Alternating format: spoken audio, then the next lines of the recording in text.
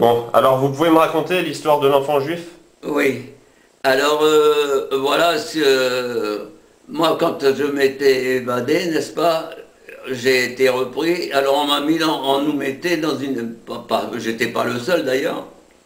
On nous mettait dans des camps qu'on appelait Strafkompanie. D'accord. C'est la compagnie de discipline. Alors, j'étais arrivé dans une énorme usine où on fabriquait ils fabriquaient sur des produits chimiques parce que on avait les yeux qui piquaient, vous savez, on avait des... Puis ça sentait mauvais, je sais pas ce qu'ils faisaient, mais... Alors là, un jour, je faisais mon travail, et puis j'ai vu un petit juif qui était dans un coin, là, il pleurait comme un... Alors il y avait des grosses larmes qui lui coulaient sur les joues, et puis alors il était en haillons, vous savez, c'était un... On voyait... C'était comme un chat des fois qu'on voit, un chat sauvage qu'on voit dans les usines qui se balade cherchant sa nourriture. D'accord. Hein.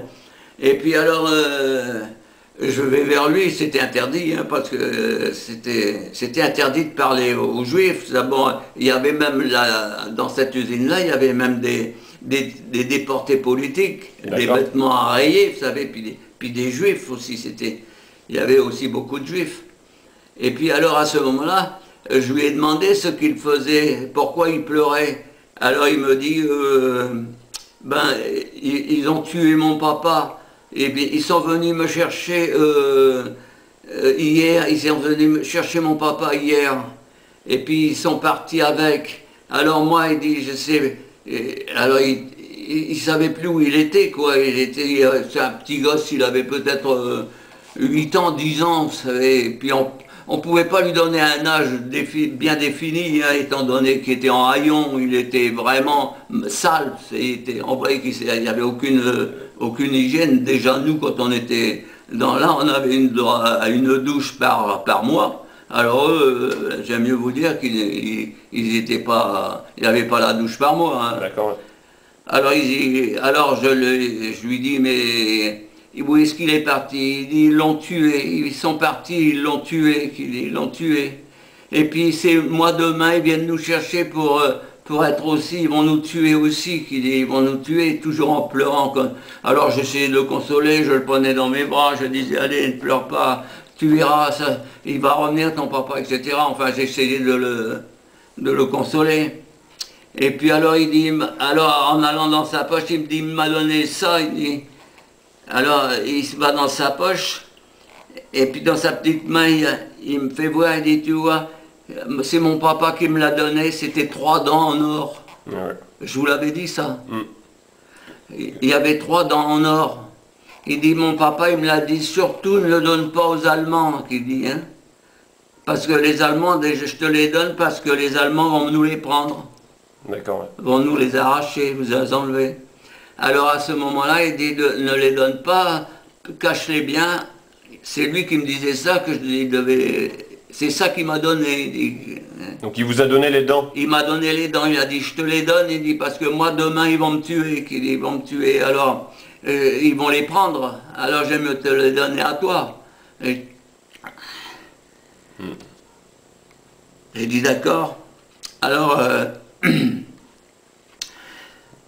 il m'a donné ses dents, hein, et moi, et puis alors après, il est parti, je sais pas, dans les coins, il traînaillait comme ça dans l'usine tout le temps. Et puis le lendemain matin, quand on est revenu, tous les prisonniers de guerre français, on allait tous les matins à l'usine, et tous les soirs, on rentrait dans un autre camp en dehors de l'usine.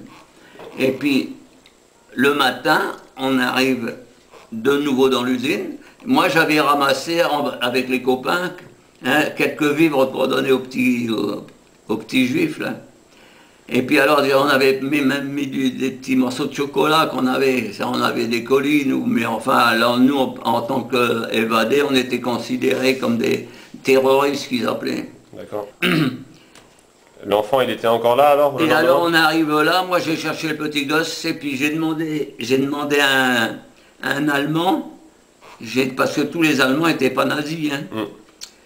J'ai demandé à un Allemand, des petits juifs là qui étaient, ben il dit, ils sont partis, on est venu les chercher ce matin, de bonne heure.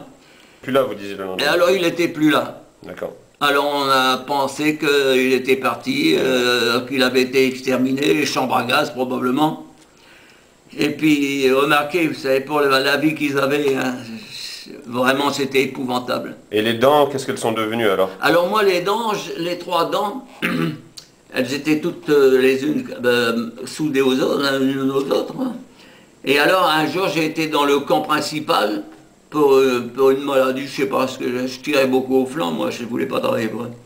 Et alors à ce moment-là, je suis allé au dentiste, puis je me plaignais que j'avais mal aux dents, c'était pas vrai, mais je voulais aller voir le dentiste D'accord. pour donner ces trois dents.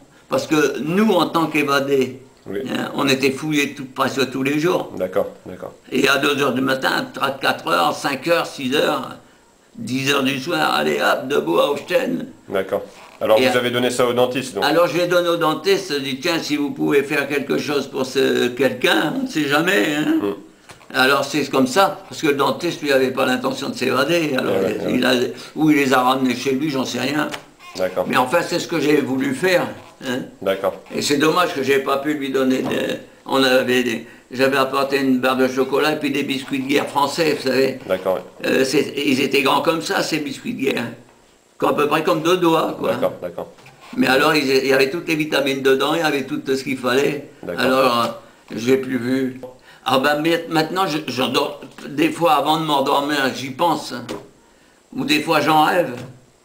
Plus qu'avant, parce qu'avant, j'avais tellement d'occupations avec mon travail, je ne pouvais pas arriver, j'étais fatigué, je m'endormais de suite, et puis en plus de ça, j'étais tellement occupé par tout ce que je faisais, c'est que j'avais pas le temps, je m'abrutissais en quelque chose. Mais maintenant, des fois... Alors maintenant que j'ai plus rien à faire, hein, et surtout avec la blessure que j'ai eue, là, que j'ai été 3 mois dans une maison de rééducation, tout ça, et puis à l'hôpital, l'opération, tout ça.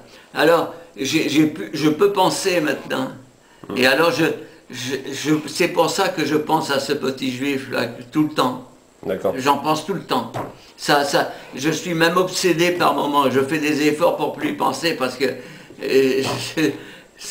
moi, ça me dépasse, vous voyez, de voir. Puis alors ça, c'est rien, je ne vais pas dire que c'est rien, mais j'ai vu de ces scènes, c'était épouvantable avec ces petits juifs, et puis ils dormaient.